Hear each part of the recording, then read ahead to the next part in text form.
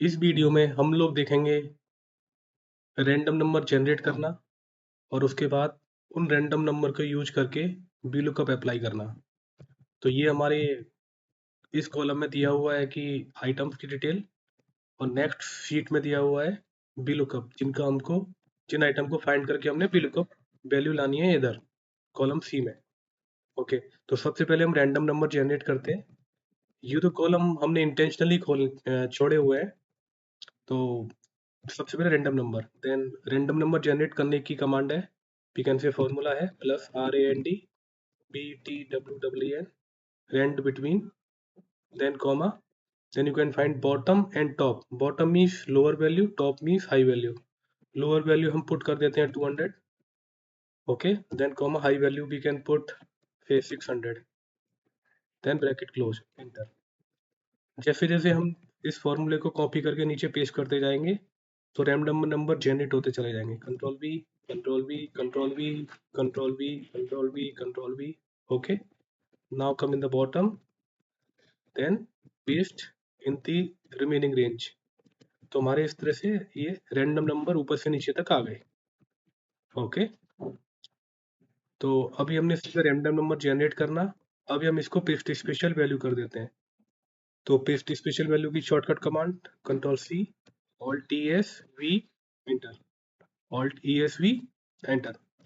Okay, then coming to VLOOKUP। VLOOKUP में पहले delete करते हैं।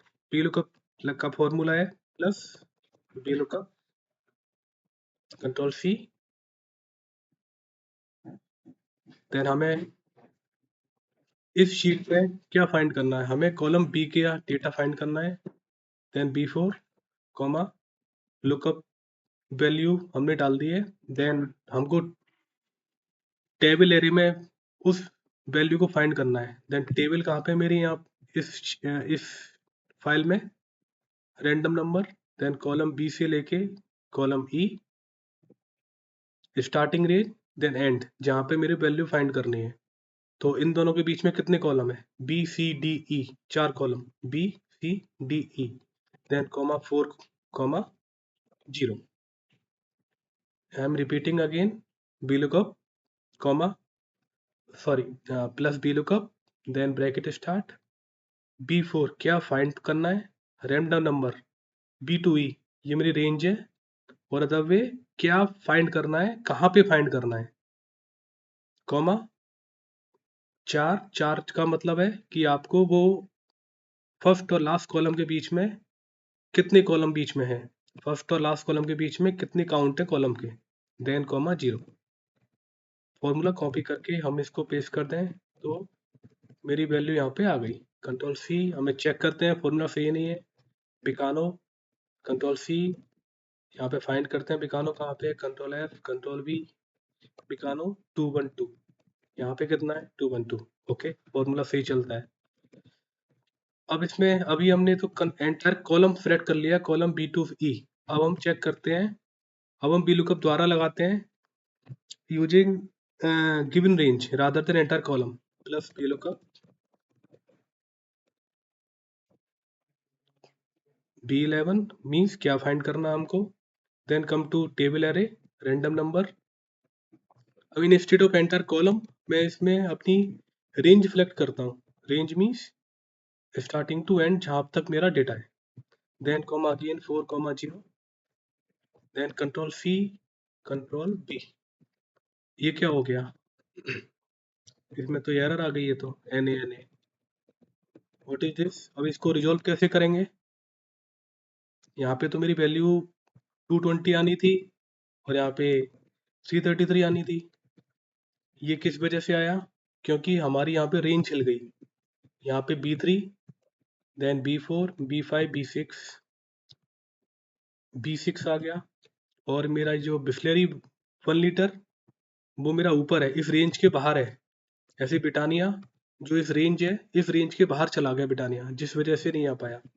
तो इसके लिए क्या करेंगे, हमें ये रेंज को फिक्स करना पड़ेगा। तो रेंज फिक्स करने के लिए भी है आइदर F4 के थ्रू हम लोग इसको फिक्स कर सकते हैं, और इसमें हम डॉलर लगा देते हैं इस कॉलम से पहले और अमाउंट से पहले, कॉलर कॉलम और नंबर से पहले। तो हमने B3 से पहले डॉलर लगा के इसको फिक्स कर दिया, और E105 को डॉलर लगा के फिक्स कर दिया। अब इस फॉर्मूले को कॉपी किया, पेस्ट किया, पेस्ट किया, पेस्ट किया, पेस्ट किया, पेस्ट किया, तो जो मेरा NA था, एरर थी, जो वैल्यू फाइंड नहीं हो रही थी वो वैल्यू आ गई, क्योंकि मेरा रेंज सब जगह कांस्टेंट है, B3 तो इस तरह से हमने इसमें क्या क्या सीखा। एक तो रैंडम नंबर निकालना, रैंडम नंबर कैसे निकालते हैं, रैंड बिटवीन से। देन VLOOKUP कैसे अप्लाई करते हैं। लास्ट डेटा में हमें गिवन सेल का और गिवन फील्ड का वैल्यू पता लगानी है, तो हम VLOOKUP से लगा सकते हैं। और VLOOKUP में भी हमने एंटायर रेंज देखी कि एंटायर रेंज से कैसे करना है। और VLOOKUP में हमने एंटायर रेंज की जगह हमने अपनी गिवन रेंज की, जहाँ पे हमारा डेटा है उसको ही सिलेक्ट करके कैसे हम लोग इसमें अपनी रेलेवेंट वैल्यू को फाइंड कर सकते हैं। होपिंग आपको समझ में आया होगा। Thank you very much.